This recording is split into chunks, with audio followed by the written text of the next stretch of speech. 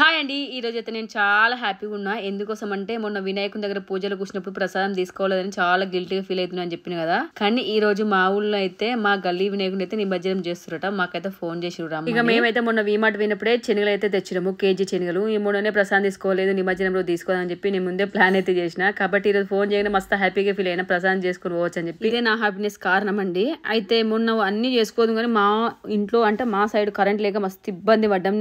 బండిలో ఛార్జింగ్ లేక ఏమైనా చేద్దామంటే కూడా అస్సలు మనసున పట్టలేదు. ఇదైతే నేను ఫుల్ ఎగ్జైట్మెంట్ ఉన్నా. సాయంత్రం తొందర పోదాం అనుకుంటున్నాము. ఇక బావనైతే చిన్నోనికి పాలు తాగిపించిండు. అప్పటికి 12 అవుతుంది. మేము అప్పుడు టిఫిన్ చాయ్ అన్నట్టు కొంచెం లేట్ అయిపోయింది. ఇక మా చిన్నోనికి అయితే పాలు తాగిపోయినా బాగా రొట్టేసిన. నేనైతే చాయ్లో తినను, ఓన్లీ పప్పు వేసిన కాబట్టి పప్పులో తింటున్నా. ఇక మా శ్రద్ధ అయితే ఫస్ట్ రొట్టె తిన్నది ఆ గిన్నెలు వేసుకొని, మళ్ళీ ఈ గిన్నెలు వేసుకొని అన్నం తింటుంది. 2 గిన్నెలు చేసింది. మొత్తం ఆమెను దొమ్మని చెప్పిన. ఇక నేనైతే మంచిగా కూల్ గా బయట కూర్చొని చపాతి అయితే తింటున్నా. అప్పుడు 12:30 అవుతుంది. లంచ్ చేసే టైం కు మేమైతే టిఫిన్ చేస్తున్నాం. Please subscribe, like, bye.